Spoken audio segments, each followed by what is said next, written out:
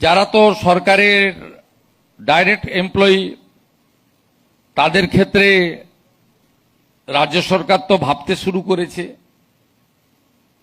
আমরা সুপ্রিম কোর্টের অর্ডারে কিছু কিছু এরিয়ার ডিএস আগে সরকার শুরু করে দিয়ে গেছিল, আমি অনেকটা এগিয়ে দিয়েছি।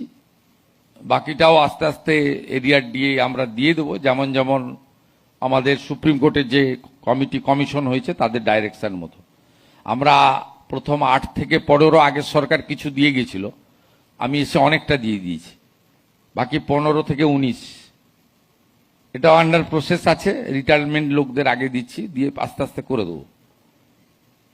20% দিয়ে আমরা 42% গ্যাপ আছে, বাজেটে 20% ডিক্লেয়ার হয়েছে এবং ওটা অক্টোবর মাস যেহেতু পুজোর মাস, আপনারা অ্যাডভান্স বেতন পাবেন, তার সঙ্গে আমরা মার্চ করে দিয়ে দেবো। 20% দিয়ে বেড়ে যাবে অক্টোবর থেকে।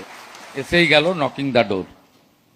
পে কমিশন 7th বানিয়ে দিয়েছি, ওই টার্মস অ্যান্ড রেফারেন্স তৈরি হয়ে গেছে, তার ডিসকাশন চলবে। মাস 6 তো মিনিমাম লাগে, যখনই দিয়ে দেবে আমি চেষ্টা করবো এই ফাইন্যান্সিয়াল ইয়ারের শেষের দিকে হলেও 7th পে কমিশন। এর আগেও যে 6th পে কমিশন হয়েছে সেটা আমি তখন উদ্যোগ নিয়ে করেছিলাম।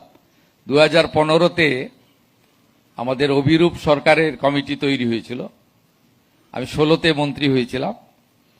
এই কমিটি অনেক দিন সময় লাগিয়েছে।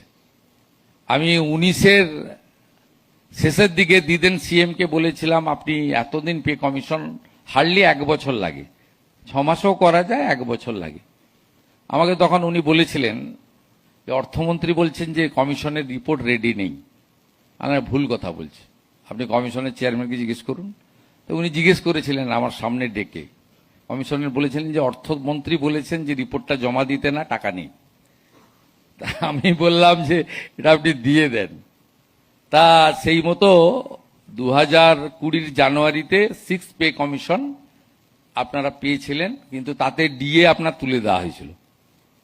এটা তো পরে সুপ্রিম কোর্টের লড়াই, এটা আপনাদের ডিমান্ড, একবারে 60 থেকে শুরু করে সুপ্রিম কোর্ট সব জায়গায় জিতেছেন আপনারা।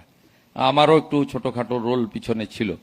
যাই হোক, আপনাদের কারোর কোনো অসুবিধা হবে না। আর বাকি যারা থার্ড পার্টি পাচ্ছেন, ওয়েবেলের মাধ্যমে নিয়োগ হয়েছে বা অন্যান্য, এদেরও রিভিউ আমাদের সেলিম সাহেব এবং শান্তনু বসু মহোদয়ের করা উচিত। কারণ আমরা সব জায়গায় দেখছি, দেখুন যারা কাজ করবে তাদেরকেও ভাবতে হবে। আমরা ছোট ছোট কাজ করেছি, এগুলো সব সরকারের ভাবা উচিত।